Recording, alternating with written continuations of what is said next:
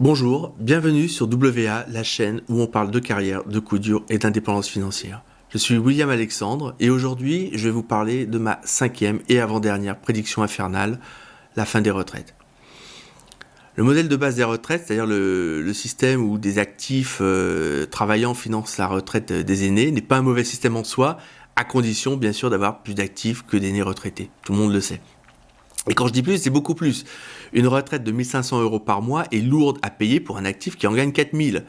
C'est encore plus difficile pour un actif qui en gagne 2 000.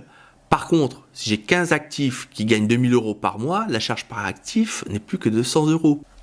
Le problème, c'est qu'il y a de moins en moins d'actifs comparé au nombre croissant de retraités. C'est comme si les 100 € par actif devenaient 150, puis 200, puis 300.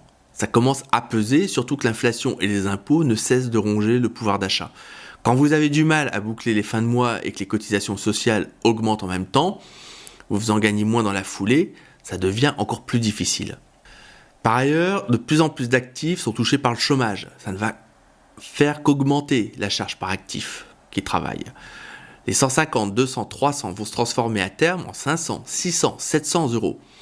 Quand la charge sera trop forte, l'État compensera par encore plus de dettes que les malheureux actifs restants contribueront à rembourser avec toujours plus d'impôts et d'inflation.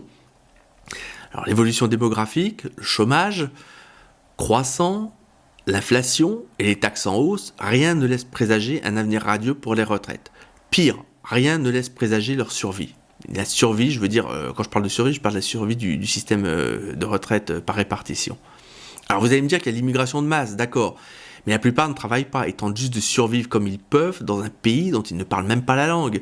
Seule une petite minorité d'entre eux est capable, ne serait-ce que pour des questions linguistiques ou de formation professionnelle, d'exercer un métier et donc de cotiser. Dans un contexte de chômage en forte hausse, cette immigration risque même de pousser les salaires les plus faibles à la baisse. Si vous quittez votre pays pour des raisons diverses, la guerre ou la misère par exemple, et que vous arrivez dans un pays nouveau, sans toit, sans rien à manger pour vous et votre famille, vous acceptez le premier job qu'on vous propose et qui vous permet de nourrir votre famille. C'est humain, c'est naturel, n'importe lequel d'entre nous le ferait, et moi le premier. Par contre, vous avez des patrons au bord de la faillite ou d'autres qui sont peu scrupuleux, qui pourraient tenter de remplacer certains salariés, notamment les moins qualifiés, par cette main-d'œuvre dont ils peuvent plus facilement abuser. Et ça tend à créer du chômage parmi les salariés les plus fragiles. Et s'il faut héberger, nourrir, former un trop grand nombre de migrants, l'État étant fauché, eh ben ça se fera à nouveau par de la dette, et qui dit dette dit toujours plus de taxes et plus d'inflation. Donc la retraite de base, elle est risquée. Est-ce qu'on l'aura ? C'est la question qu'on peut se poser. Est-ce qu'elle sera remplacée par un revenu universel ? Ok, mais qui le paiera ? Si c'est l'État en faillite, comme le disait le Premier ministre en 2007, qu'il y a de moins en moins d'actifs capables de cotiser, qui va payer ? Je vous le demande. Encore la dette et l'impression monétaire. Et les complémentaires retraites dans tout ça. Alors soit l'État puisera dedans autant qu'il peut, histoire de gagner du temps, soit elle risque de disparaître avec les faillites des fonds de placement, des compagnies d'assurance et des banques qui les géraient. Alors est-ce qu'on est condamné à mourir pauvre ? Encore une fois, non. À condition d'apprendre à placer sa retraite soi-même, à protéger son épargne et d'arrêter de compter sur une solidarité nationale qui n'a plus vraiment les moyens de ses ambitions. D'abord, gardez votre job pour conserver un revenu et une capacité d'épargne, même si elle est faible. Mieux vaut peu que rien. Si vous perdez votre job, vous devez rebondir rapidement et essayer de profiter de votre chômage pour décrocher un job encore meilleur. Là encore, mes 2 livres, donc le premier, Survivre, s'adapter et réussir dans l'entreprise d'aujourd'hui, le deuxième, Perdre son job, encaisser et rebondir, sont là pour vous aider. Ensuite, apprenez à investir et cessez de jouer au casino et à investir dans des fonds pourris.